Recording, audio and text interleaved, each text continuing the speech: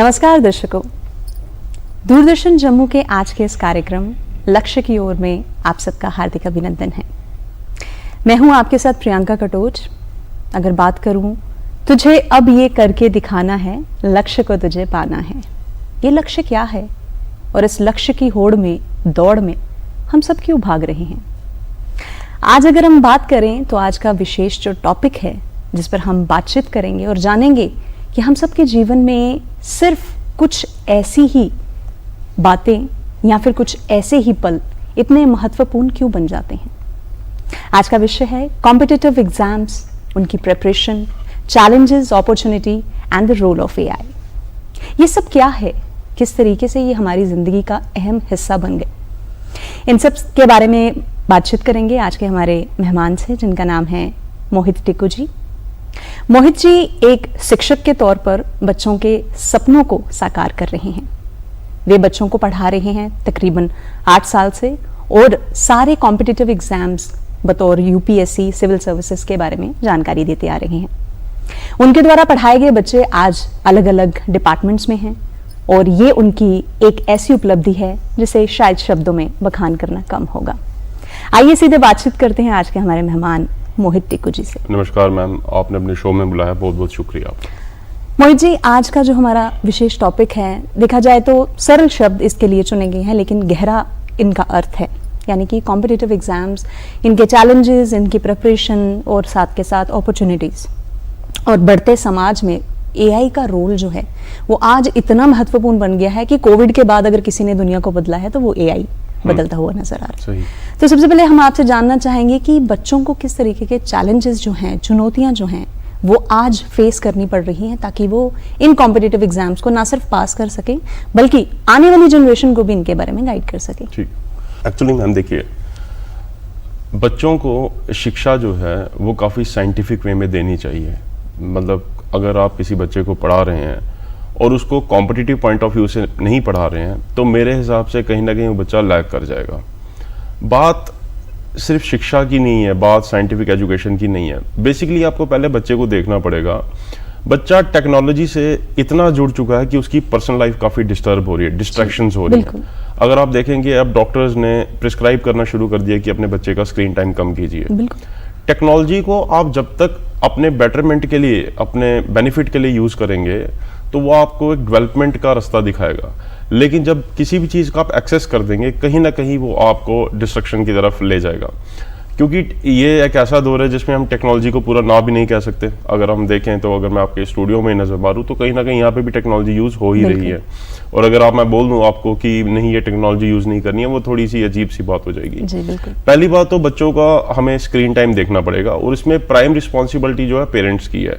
देखिए, जब से हम पढ़ते आ रहे हैं और आज तक कुछ हमारे जो सोशल पैरामीटर्स है, सामाजिक स्तर पे जो पैरामीटर्स हैं वो आज भी वैसे ही हैं। जैसे माँ बाप को लगता है कि बच्चे को स्कूल में डाल दो, माँ बाप को लगता है कि बच्चे को ट्यूशन में डाल दो और पैसा दे दो तो हमारी रिस्पॉन्सिबिलिटी खत्म हो जाएगी।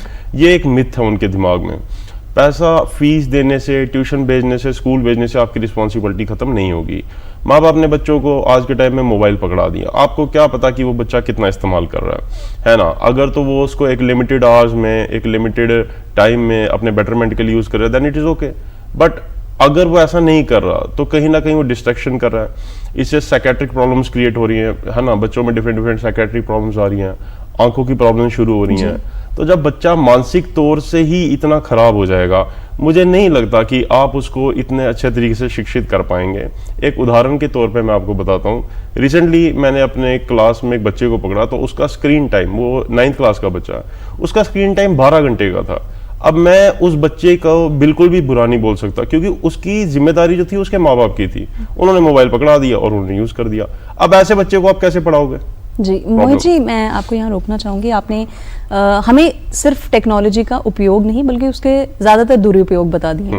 लेकिन बात अगर कॉम्पिटिटिव एग्जाम्स की करें तो कहीं ना कहीं यही सुविधाएं जो हैं ये आगे ले जाने के लिए काफ़ी ज़्यादा ज़रूरी भी हो गई हैं। और अगर हम चैलेंजेस की बात कर रहे हैं तो कुछ बच्चों के पास ये रिसोर्सेज अवेलेबल हैं, कुछ के पास नहीं है। ज़रा इसका अंतर समझाएं हमें। ऐसा है, देखिए, पहली बात तो ये डिपेंड करता है कि आप कौन से क्लास के या किस लेवल के बच्चे की बात कर रहे हैं। जैसे फर्ज कर लीजिए अगर एक 9th क्लास का बच्चा है, मुझे ऐसा लगता है कि उसका इंटेलेक्ट इतना डेवलप नहीं हुआ होता कि वो ऑनलाइन जाके वो पता कर ले कि कौन सा प्लेटफॉर्म सही है, कौन सा सही नहीं है, जी बिल्कुल। है ना।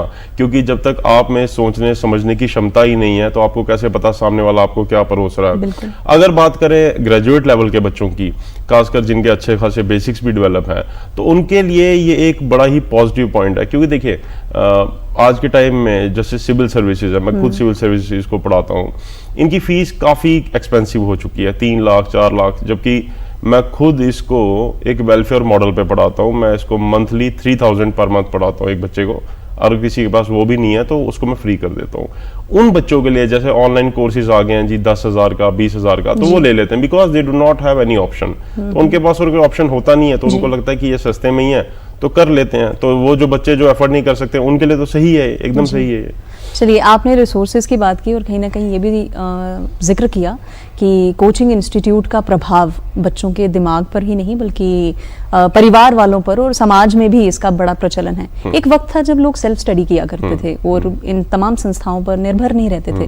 तो आज कोचिंग इंस्टीट्यूट क्या बेहतर परफॉर्म कर पा रही है या सेल्फ जो स्टडी है वो कहीं पीछे रहती हुई नजर आ रही है? मैं इसको भी थोड़ा पीछे से बताना चाहूंगा जी मैम। अगर आज से 30-40 साल पहले चले जाएंगे ना, कोचिंग इंस्टीट्यूट का ऐसा कल्चर था ही नहीं, बिल्कुल नहीं था। इवन की अगर आप देखेंगे बड़े बड़े IAS, बड़े बड़े KAS, इवन की जो हमारे चीफ जस्टिस होते थे, जी ठीक है ना, एक चीफ जस्टिस रहे इंडिया के TS ठाकुर जी, जी बिल्कुल, है ना, तो उनकी भी स्कूलिंग जो है गवर्नमेंट स्कूल से ही हुई, है ना।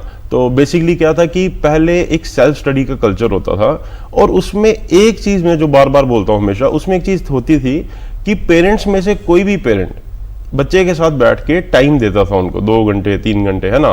वो कल्चर इसलिए बना रहा या वो लोग इसलिए सक्सेसफुल हो गए क्योंकि उन्होंने कहीं ना कहीं जो रीजनिंग थी, जो साइंटिफिक एजुकेशन थी उन पेरेंट्स ने, उन्होंने अपने बच्चों को दी और टाइम स्पेंड किया, जिस वजह से उन बच्चों को कभी कोचिंग की जरूरत पड़ी ही नहीं। और अगर पड़ती भी थी, कोई मोहल्ले में ही कोई एक आधा बंदा कोई पढ़ा रहा होता था तो उसके पास वो चले जाते थे, है ना। तो उससे बच्चा एक कंस्ट्रक्टिव वे में डेवलप होता था और वो कहीं ना कहीं सोसाइटी के लिए भी एक कंस्ट्रक्टिव एसेट होता था।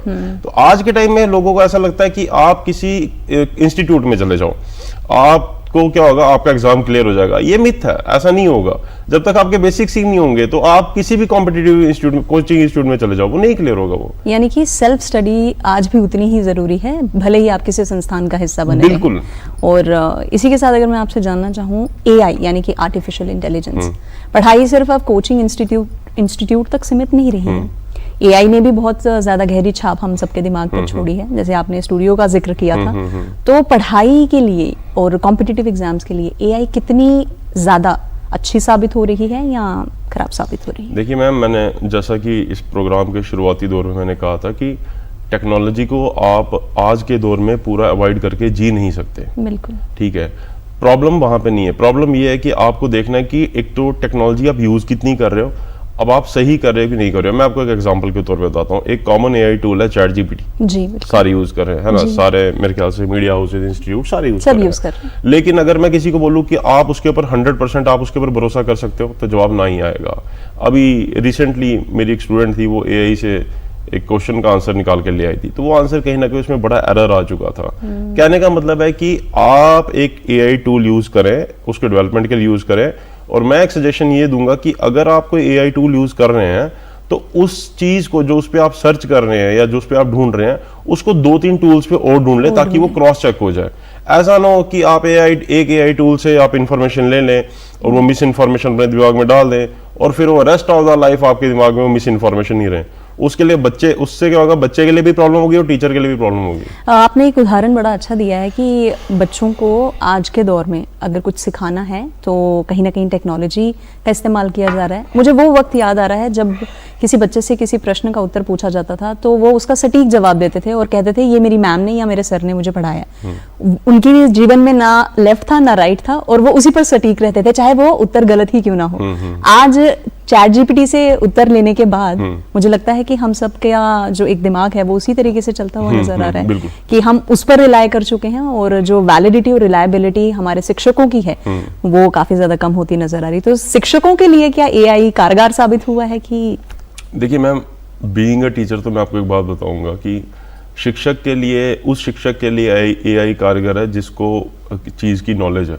सपोज कर लीजिए मैं संविधान पढ़ा रहा हूँ, मैं कॉन्स्टिट्यूशन पढ़ा रहा हूँ और मुझे फंडामेंटल राइट्स के बारे में कुछ पता ही नहीं है, मौलिक अधिकारों के बारे में, और मैं AI से पढ़ के उसको पढ़ाना शुरू कर दूं, तो मेरा पर्सनल बिलीफ है वो कहीं ना कहीं मेरी बेवकूफ़ी होगी। जब तक मेरे में खुद में ज्ञान नहीं होगा किसी चीज़ के लिए, मैं उस चीज़ को किसी भी चीज़ पे सर्च नहीं कर सकता। इसलिए मैंने इनिशियल लेवल पे कहा था कि जब 9th क्लास का बच्चा किसी भी यूट्यूब चैनल पे कुछ सर्च करेगा, उसमें वो इंटेलेक्ट नहीं होता। जब आपके पास इंटेलेक्ट है तो आपको पता चल जाती है कि सामने वाली चीज सही है कि गलत है ना। अगर आपने सही चीज ढूंढ ली तब तो ठीक है, लेकिन अगर आपने गलत को ही सही मान लिया तो वो प्रॉब्लम तो टीचर के लिए भी है और वही प्रॉब्लम स्टूडेंट के लिए भी है। चलिए, गलत और सही का दायरा जो है वो चैट GPT डिसाइड करता है या शिक्षक डिसाइड करते हैं, ये तो आने वाला वक्त बताएगा। आगे बढ़ते हैं और बातचीत करेंगे, आपसे जानना भी चाहेंगे। कई बार हमें सफलता मिल जाती है, कॉम्पिटिटिव एग्जाम्स हैं, और कई बार नहीं, बहुत बार सिर्फ और सिर्फ हार का सामना करना पड़ता है। तो अपनी इस मोटिवेशन को कैसे जिंदा रखें? और कहते हैं ना, करत करत अभ्यास, फिर आपको मंजिल मिल जाएगी। लेकिन उस अभ्यास को करने के लिए, बार बार करने के लिए, वो हिम्मत जुटाने वाला जो एक सोर्स है, क्या वो आज भी शिक्षक प्रोवाइड कर रहे हैं कि चैट GPT का सहारा लें? देखिए मैम, ये जो आपने सवाल पूछा ना, इसके 2-3 हिस्से हैं, 2-3 भाग हैं इसके। एक तो सबसे बड़ी प्रॉब्लम आज के टाइम में क्या हो चुकी है कि बच्चों को एम्बिशन दे दिया जाता है, जैसे खाना परोसा जाता है उनको एम्बिशन दे दिया जाता है और एम्बिशन को ग्लोरीफाई किया जाता है। अब पेरेंट्स भी उस ग्लोरीफाइड एम्बिशन को सपोर्ट करने लगते हैं। जैसे सपोज कर लीजिए एक बच्चे को बोल दिया जाएगा कि भाई आप डॉक्टर बन जाओ, आप IAS बन जाओ, या आप कोई KAS बन जाओ, कोई भी बन जाओ, तो आपका एक स्टेटस मेंटेन हो जाएगा। तो वो बार बार उसको घर में बोला जाता है। होता क्या है कि जब बच्चे से वो एम्बिशन पूरा नहीं होता तो वो बच्चा कहीं ना कहीं खुद में ही टूट जाता है। मैं आपको एक सिंपल सा उदाहरण दूंगा। देखिए, इस दुनिया में एक चीज याद रखिए कि हमारे हाथ में, आपके हाथ में, सबके हाथ में सिर्फ मेहनत होती है। जो उस मेहनत का बाय प्रोडक्ट होता है वो हमारे हाथ में कभी भी नहीं होता। प्रॉब्लम सोसाइटी में ये हो चुकी है कि हम सिर्फ बाय प्रोडक्ट पे फोकस कर रहे हैं। हम जो चीज हमारे हाथ में नहीं, हम उस पर फोकस कर रहे हैं, जो हाथ में उस पर फोकस नहीं कर रहे हैं। अगर मेरा मानना ये है कि अगर आज के टाइम में किसी को एक चीज नहीं मिलती, उसके पास एनफ अपॉर्चुनिटीज हैं, बट प्रॉब्लम क्या है कि जब इंसान एक ही एम्बिशन में अपने आप को सीमित कर देता है, ये उसके लिए काफी हानिकारक हो जाता है। आपने देखा होगा कई बार क्या होता है कि किसी बच्चे का नीट का एग्जाम नहीं होता, वो सुसाइड कर लेता है ना, किसी का UPSC नहीं होता, वो सुसाइड कर लेता है। तो मेरा मानना ये है कि एक इंसान की जिंदगी एक एम, एक एम्बिशन से हमेशा बड़ी होती है। तो उसमें पेरेंट्स को भी समझना होगा और उसमें टीचर्स को भी समझना होगा कि हम बच्चों को काफी कम स्ट्रेस दें ताकि कंस्ट्रक्टिव सोसाइटी की तरफ हम चल सकें। आपने स्ट्रेस का जिक्र किया है, तो मुझे लगता है कि जो बच्चे कॉम्पिटिटिव एग्जाम्स की तैयारी कर रहे हैं काफी ज्यादा स्ट्रेसफुल रहते होंगे, और ऐसा जरूरी भी नहीं है कि एकदम आराम आराम से हर चीज, उन्हें हर चीज से अपना किनारा भी करना पड़ता है, चाहे वो परिवार है, दोस्त हैं, या कुछ एंटरटेनमेंट पर्पस है। तो वो कितना अगर कारगर साबित होता है और कितना जरूरी भी है, क्योंकि कहते हैं ना कि खुद पे कंट्रोल होना भी जरूरी है। शायद वो लोगों को हेल्प कर सके कि वो अपना स्ट्रेस कम कर सकें, या शिक्षक इसमें कुछ महत्वपूर्ण रोल अदा कर रहे हैं? देखिए, मेरा मानना यह है कि man is a social animal, है ना। इंसान एक सामाजिक प्राणी है। आप कहीं ना कहीं पूरे समाज को छोड़ के तो जी नहीं सकते, क्योंकि हम गौतम बुद्ध तो है नहीं जो हम समाज को इस लेवल से डिस्कार्ड करते हैं। पर मेरा मानना ये है कि एक इंसान हमेशा अपना एक ऐसा सर्कल बनाए जो उसको एनकरेज करे, जिससे रहने के साथ, जिनके साथ रहने में उसको अच्छा लगता हो, ना कि उनके साथ जो उसको डिप्रेस करे। क्योंकि जैसे अगर मैं इसके साथ कॉम्पिटिटिव एग्जाम्स की बात जोड़ लूँ, कॉम्पिटिटिव एग्जाम तैयार करना खुद में ये काफ़ी एक मेहनत का काम है। आपको लगातार 8-8 घंटे किताबों में देने पड़ते हैं, एक स्ट्रेस क्रिएट हो जाता है। ऑलरेडी आप एक स्ट्रेस में चल रहे हैं, मतलब काइंड ऑफ। उसके बाद अगर आप एक ऐसा ग्रुप बना लें जो और आपको स्ट्रेस दे रहा, तो कहीं ना कहीं आपके लिए परेशानी होगी। अब अगर आप देखेंगे आज के टाइम में क्या हुआ कि लोग अपना स्ट्रेस दूर करने के लिए सोशल नेटवर्किंग्स पे चले गए ना, है ना। उनको ऐसा, वो क्यों जा रहे हैं वहां पे? क्योंकि समाज से उनको वैसी कंस्ट्रक्टिव चीजें मिल ही नहीं रही हैं। बट उनको ये नहीं पता कि वो जितना सोशल नेटवर्किंग ज्यादा चलाएंगे वो उससे और स्ट्रेस में जाएंगे, क्योंकि वो अपने स्ट्रेस को डाइवर्ट करने के लिए जिस प्लेटफॉर्म पे जा रहे हैं उनको लग रहा है स्ट्रेस रिलीज हो जाएगा। उससे स्ट्रेस रिलीज नहीं होगा, उससे आपका स्ट्रेस और बढ़ेगा। बस थोड़े पॉइंट के लिए आप उसको डाइवर्ट करते हैं। उससे अच्छा मेरा मानना तो ये है, कम से कम आप थोड़ा एक्सरसाइज कर लीजिए, अच्छा खाना खा लीजिए, थोड़ा घूमने चली जाइए, और 1-2 दोस्त, हेल्दी दोस्त रखिए जो आपके साथ चले कंधे से कंधा मिला के, और कोई ज्यादा जरूरत तो है नहीं। चलिए, आपने दोस्तों का जिक्र किया, पीयर ग्रुप यानी कि कितना मैटर करता है? क्योंकि बचपन से हमारा एक लक्ष्य रहता है कि हमें अगर पढ़ाई में अच्छे रहना है तो जैसी संगति वैसी रंगत। हमें ये घर से ही सिखाया जाता है कि जैसा आपका साथ होगा वैसा ही आपका विकास होगा।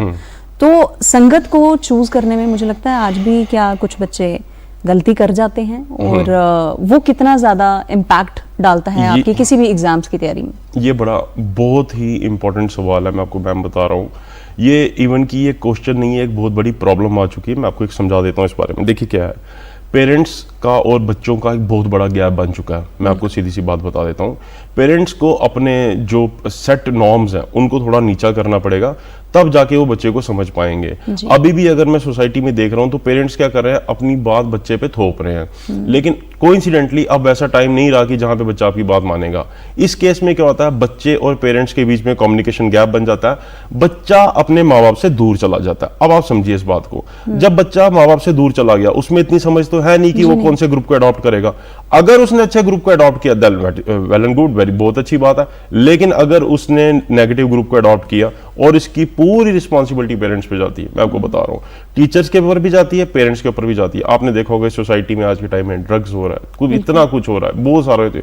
तो जो छोटी छोटी उम्र के बच्चे हैं, अगर उनको वहां से ही कम्युनिकेशन नहीं मिलेगा, या वहां से बात उनकी कोई नहीं सुनेगा जहां से सुननी चाहिए थी, तो वो एक ऐसा ग्रुप अडॉप्ट कर लेंगे जो नेगेटिव होगा। और नेगेटिव ग्रुप को जब आपने एक बार अडॉप्ट कर लिया, देखिए मैं अक्सर पूछता हूं, जो एक्शंस होते हैं वो आपके थॉट की क्रिएटिविटी होती है। तो जब आप एक नेगेटिव ग्रुप में जाएंगे तो कोइंसिडेंटली आपके एक्शंस भी नेगेटिव होंगे, then we will move towards a negative society. ये बहुत बड़ी बात है। आपने यहाँ पर बड़ी अच्छी बात की कि माँ बाप का और बच्चों का जो एक गैप है वो पहले के ज़माने का और आज के ज़माने में बढ़ता हुआ नजर आया। क्या वो सिर्फ इसलिए कि बोथ आर वर्किंग, दोनों माता पिता सामाजिक तौर पर काम के लिए जाते हैं और कहीं ना कहीं किसी न किसी व्यवसाय में बिजी रहते हैं, फिर घर बार की भागदौड़ संभालते हुए बच्चों पर ध्यान नहीं दे पाते? देखिए उसमें ये बात तो सच है कि एक बच्चे के साथ अगर किसी को उसको कंस्ट्रक्टिव बनाना है तो किसी ना किसी को तो टाइम देना पड़ेगा। बट मैं ये भी सच है कि आज के टाइम में महंगाई इतनी है कि माँ बाप दोनों को काम करना पड़ रहा है। बट मेरा मानना ये है कि अगर कोई भी पेरेंट्स मैनेजमेंट से चलें तो मेरे हिसाब से एक दिन में एक बच्चे को 2 या 3 घंटे देना कोई बड़ी बात नहीं होती है, क्योंकि इन द एंड तो बच्चा भी तो आपका ही है ना, कोई किसी पड़ोसी का तो है नहीं। तो अगर आपने अपनी लाइफ में अपने बच्चे पे ही ध्यान नहीं दिया, क्योंकि एक्चुअल में तो आपकी इन्वेस्टमेंट वही है ना। इकोनॉमी में हम इन्वेस्टमेंट पढ़ाते हैं तो आपकी इन्वेस्टमेंट तो वही है। जब आप उनसे एक्सपेक्ट कर रहे हैं कि बुढ़ापे में ये हमारा ख्याल रखेंगे, हमारा ध्यान रखेंगे, तो भाई जब वो बच्चे से लेके जवानी तक आ रहे हैं तो कम से कम तब तक आप उनके साथ रहिए, ताकि उनके अंदर भी वो फीलिंग्स जाए, वो एहसास जाए कि नहीं हमारे माँ बाप ने हमारे लिए किया हुआ है। अगर आप इनिशियल लेवल पे ही उनके साथ एक गैप बना लेंगे तो दैट इज नॉट पॉसिबल कि वो आपके फ्यूचर में आपके काम आएंगे। चलिए ये तो बहुत अच्छी बात है। और आज के हमारे विषय में एक बड़ा महत्वपूर्ण शब्द है प्रिपरेशन, यानी कि तैयारी। प्रिपरेशन सिर्फ कहकर बात खत्म नहीं होती, मुझे लगता है लोगों को काफी अरसा लग जाता है तैयारी करने में। जैसे आपने सिविल सर्विसेज का यहाँ पर जिक्र किया, तो कुछ लोग इसकी तैयारी में सालों साल लगे रहते हैं फिर भी क्लियर नहीं होता, और कुछ लोग ऐसे होते हैं फर्स्ट अटेम्प्ट में क्लियर कर जाते हैं। तो ये जो डायरेक्शन है, और कुछ बच्चे जो डायरेक्शन लेस हो रहे हैं, क्या कोचिंग इंस्टीट्यूट मदद कर सकते हैं, और या फिर सेल्फ स्टडी या शिक्षकों की मदद से इसे दूर किया जा सकता है? देखिए मैम, पहली बात तो क्या होता है कि हर किसी इंसान का दिमाग ना अलग तरीके से चलता है। अब इसमें क्या होता है कि बहुत सारी, जैसे हम एकेडमिक्स पढ़ते हैं, हम 12th तक एकेडमिक्स पढ़ते हैं, मेरे को बाकियों को तो पता नहीं, मैं ह्यूमैनिटीज की बात कर लेता हूँ। हम एकेडमिक्स को सिर्फ एकेडमिक्स के हिसाब से पढ़ते हैं, हम कॉम्पिटिटिव पॉइंट ऑफ व्यू से नहीं पढ़ते हैं। एग्जांपल के तौर पे ले लीजिए 11th और 12th की जो पॉलिटिकल साइंस है उसमें कॉन्स्टिट्यूशन ऑफ इंडिया है, लेकिन आप किसी 12th के स्टूडेंट को पकड़ लो और उसको पूछ लो कि भाई मेरे को फंडामेंटल राइट पूरे समझा, वो नहीं बता पाएगा। अब प्रॉब्लम क्या होती है, कॉम्पिटिटिव एग्जाम आपने अगर कोई भी क्लियर करना हो उसमें आपके बेसिक्स देखे जाते हैं, उसमें आपको देखा जाता है कि आपने कॉम्पिटिटिव पॉइंट ऑफ व्यू से कितनी तैयारी की है। कोइंसिडेंटली जब वो होता नहीं ना तो हर बच्चे को टाइम लग जाता है कॉम्पिटिटिव एग्जाम तैयार करने में, एक बात। दूसरी बात ये होती है कि बच्चा अपने आप को सीमित ना रखें।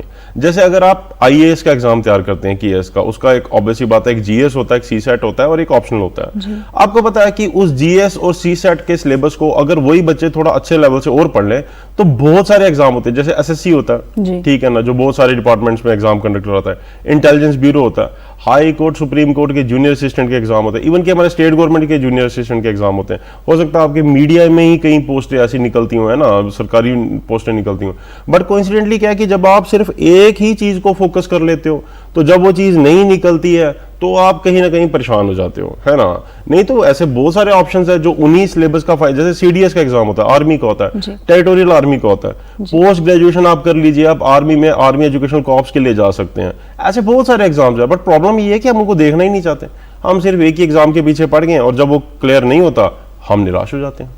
आपने यहाँ पे सिलेबस का जिक्र किया है, यानी कि पाठ्यक्रम हर एक एग्जाम का अलग है, और ऐसा जरूरी भी नहीं है कि आप एक या दो पाठ्यक्रम को याद कर लें और आप अलग अलग तरह के एग्जाम्स को क्वालिफाई कर लेंगे।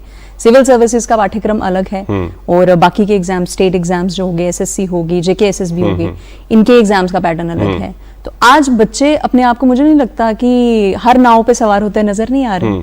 हाँ, उसमें भी मैं आपको एक सिंपल सी बात बताता हूँ। देखिए, मेरा मानना ये है कि इंसान को कोई भी चीज़ पहले से ना एक लार्ज लेवल पे पढ़नी चाहिए। अगर सिविल सर्विसेज का आप टोटल जीएस का सिलेबस देख लें, उसमें बड़ा कुछ है, लेकिन उसके जो मेन कंपोनेंट है वो है political science, economics, history, geography और करंट अफेयर। अगर आप एसएससी को निकालें तो एसएससी में भी ये सिलेबस आपको मिल जाएगा। मेरा मानना ये है कि अगर किसी भी इंसान ने सिलेबस को पहले से ही वाइड एस्पेक्ट पे पढ़ा होगा, लार्ज लेवल पे पढ़ा होगा, ये जो छोटे मोटे एग्जाम है उनसे बहुत जल्दी क्लियर हो जाएंगे।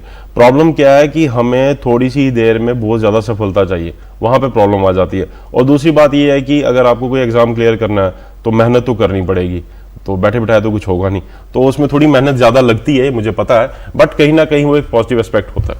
आपने मेहनत का जिक्र किया और ये भी कहा कि थाली में परोस के कुछ नहीं मिलेगा, तो मैं ये भी आपसे जानना चाहूंगी कि रिसोर्सेज, जैसे हमने बताया कि दुरुपयोग भी ज्यादा है, उपयोग उतना ज्यादा नहीं कर पा रहे हैं बच्चे, तो कुछ तो इसके अभाव में भी जी रहे हैं। हम बड़ी सारी स्टोरीज देखते हैं, और मेरे घर में मेरे पिताजी ये काम करते हैं या किसी के पिताजी कुछ काम नहीं करते हैं, तो अक्सर हमें वो स्टोरीज बहुत मोटिवेट करती हैं। चाहे आप 12th फेल मूवी को ले लीजिए, उससे मोटिवेट होकर मुझे लगता है कि आधे से ज्यादा बच्चे यूपीएससी की तैयारी करने निकल पड़े हैं। तो क्या कोई एक ऐसा मंत्र होना चाहिए जो शिक्षक अपने बच्चों को दे दें कि आपको अगर सक्सेसफुल होना है तो किसी ना किसी राह पर चलने के लिए किसी एम को डिसाइड करना जरूरी है? उसमें अगर मैं आपको बताऊं तो जो स्कैंडिनेवियन कंट्रीज है उनमें एक बड़ी, मैं कल रिसर्च पढ़ रहा था, बड़ी अच्छी सी बात है उनमें। वो क्या करते हैं कि जो बच्चे नर्सरी एलकेजी से ही है ना, वो उनकी साइकोलॉजी भी रीड करते हैं कि ये बच्चा कहाँ जा सकता है। जैसे मेरे पास बहुत सारे बच्चे आते हैं पढ़ने के लिए, तो मेरे को उसके इंस्टिंक्ट से पता चल सकता है कि ये लॉयर बन सकता है। किसी की राइटिंग अच्छी होगी तो मैं उसको बता सकता हूँ कि भाई आप लेखक अच्छे बन सकते हो, आप न्यूज़पेपर में जा सकते हो। कोई बोलने में बड़ा वोकल होगा तो मैं उसको मीडिया की भी सलाह मैं दे देता हूँ, है ना। और किसी का माइंड बड़ा अलग डोमेन से चलेगा, मैं उसको आईएफएस की बात बताऊंगा, क्योंकि जिसको इंटरनेशनल रिलेशंस में ज्यादा इंटरेस्ट होगा मैं उसको बोलूंगा भाई फॉरेन सर्विसेज की तरफ जाओ। अब क्या है कि टीचर को ये देखना पड़ेगा कि किस बच्चे का कैसा इंस्टिंक्ट है, और उस इंस्टिंक्ट के हिसाब से उसको और उसके माँ बाप को उसको डेवलप करना पड़ेगा। तो जब ऐसा होगा तो कहीं ना कहीं वो बच्चा आगे ही जाएगा। चलिए मोहित जी, अब जाते जाते आपसे संदेश भी चाहेंगे कि तमाम जो इस वक्त स्टूडेंट्स आपको देख रहे हैं उनके लिए आपका क्या संदेश रहेगा, और माता पिता के लिए भी आपका क्या संदेश रहेगा? देखिए, सबसे पहला संदेश तो मेरे माता पिता के लिए रहेगा कि अपने बच्चों को एम्बिशन मानना बंद करें, अपने बच्चों को समाज के हिसाब से अपब्रिंग करना बंद करें, क्योंकि आपका बच्चा पहले स्तर पे एक इंसान है, वो कोई एम्बिशन पूरा करने वाली मशीन नहीं है। तो जब आप उसको इंसान मान लेंगे तो कहीं ना कहीं वो बच्चा कंस्ट्रक्टिव वे में आगे जाएगा। दूसरी बात, मैं बच्चों से ये कहना चाहूँगा कि सोशल नेटवर्किंग कम करें, ठीक है, अपना कम्युनिकेशन बढ़ाएं, हाँ, हेल्दी खाना खाएं, अच्छा खाना खाएं, थोड़ा एक्सरसाइज करें और अपने करियर पे फोकस करें। बाकी ठीक है, जो होगा देखा जाएगा, आपको मेहनत तो करनी पड़ेगी आपको। बहुत बहुत शुक्रिया मोहित जी। और आज हमने जाना मोहित जी से आज के हमारे इस कार्यक्रम लक्ष्य की ओर में कि अगर लक्ष्य को हासिल करना है तो बहुत सारी डिस्ट्रैक्शंस हैं, बहुत सारी डाइवर्जन्स हैं, उनसे तो आपको दरकिनार करना ही पड़ेगा। माता पिता को भी ये समझने की ज़रूरत है कि मेरे बच्चे में क्या कैलिबर है, कितना पोटेंशियल है, क्या मैं उसे एक आईएएस की तैयारी के लिए तैयार कर लूँ या एक डॉक्टर की तैयारी के लिए तैयार कर लूँ, या फिर वो एक सीमित रूप से किसी न किसी अलग अलग भाग के हिस्से का एक सूत्र बन सकता है। हमें ये समझने की ज़रूरत खुद में भी है कि मैं किस मुकाम तक पहुंच सकता हूं। हम आपसे भी ये जानना चाहेंगे और आपसे भी ये सवाल करना चाहेंगे कि क्या आज भी हम उन रूढ़िवादी सोचों से घिरे हुए हैं, ग्रस्त हैं कि दूसरे को देखकर इसका बच्चा डॉक्टर है तो मेरा बच्चा भी डॉक्टर बनेगा। हमें इस सोच से मुझे लगता है अब वो वक्त आ गया है, निकलना पड़ेगा। और जैसे मोहित जी ने भी जिक्र किया कि पेरेंट्स को, माता पिता को समझने की ज़रूरत है और वही दौर वापस लाना होगा जहां माताओं को अपने बच्चों के साथ 2 से 3 घंटे बिताने होंगे, और पिता जो हैं उन्हें ये नज़र रखनी होगी कि इन्हें अगर कोई टेक्नोलॉजी दी गई है, अगर वे एआई का यूज़ कर रहे हैं तो कितना सीमित मात्रा में कर रही हैं। मुझे उम्मीद है आज के इस कार्यक्रम में आपको जो जानकारी देने का हमने प्रयत्न किया वो आप तक जरूर पहुंची। फिलहाल आज के इस कार्यक्रम में इतना ही, हमें इजाजत दीजिए। नमस्कार।